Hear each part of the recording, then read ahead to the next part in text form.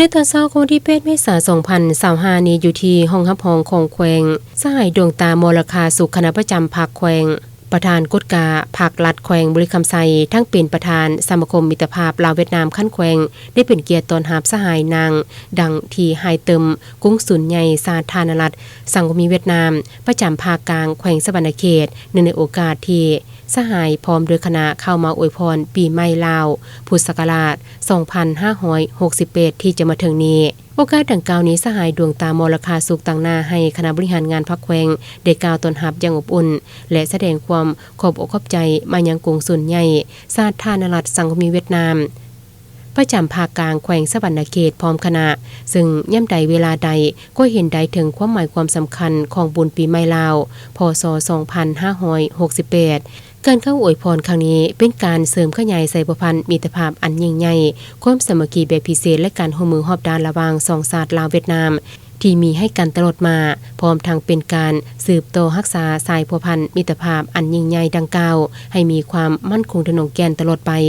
พร้อมทั้งสองฝ่ายได้มอบของควรที่ระลึกให้ซึ่งกันและกัน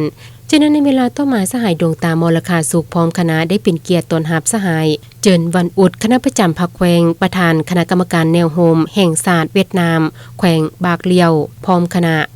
พร้อมรายงานสภาพการเติบใหญ่ขยายตัวทางด้านเศรษฐกิจสังคมของแขวงปัจจุบันทั่วปวงชนลาวทางศาสตร์อยู่ในระยะวัยทุกข์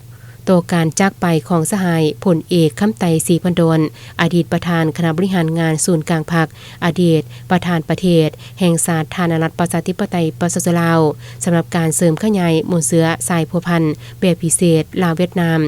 นามลาวเว้ารวมเอาเฉพาะแขวงบริคำไซแขวงบากเลียวทั้งสองฝ่ายได้เพิ่มพูนคูณสร้างสายพัวพันธุ์ว่ามือมิตรภาพอันดีงามเข้าสู่ลงเลิกยังเป็นรูปธรรมหลายขึ้นเรื่อยๆโดยเฉพาะหลายโครงเขตเวียกงานได้ประสานช่วยเหลือซึ่งกันและกันโอกาสนี้สหายเจินวันอุดคณะประจำภาคแขวงประธานคณะกรรมการแนวโฮมแห่งศาสตร์เวียดนามแขวงบากเลียวพร้อมทั้งยืนยันว่าจะสืบต่อพัวพันร่วมมือเป็นมิตรที่ดีกับแขวงบริคำไซยิ่งขึ้นไปสืบต่อปฏิบัติตามบทบันทึกสัญญาร่วมมือและเสริมขยายมือเสือความสามัคคีให้ดีขึ้นอย่างต่อเนื่องและในโอกาสไว้ทุกข์ของปวงชนลาวทั้งชาติต่อการจากไปของสหายพลเอกคำไตศรีพันดลอดีตประธานคณะบริหารงานศูนย์กลางพรรคอดีตประธานประเทศแห่งสาธารณรัฐประชาธิปไตยประชาชนลาวขอตั้งหน้าให้อำนาจการปกครองนครดานังแสดงความโศกเศร้าเสียใจ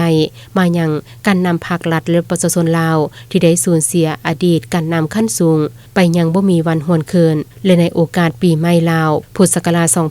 2568 นี้ขออวยพรใส่แด่อำนาจการปกครองตลอดฮอดประชาชนเศร้าแขวงบริคำไซจงมีสุขภาพแข็งแรงมีผลสำเร็จในหน้าที่การงานทุกด้านและอวยพรใส่พัวพันธุ์ลาวเวียดนามยืนยงตลอดไป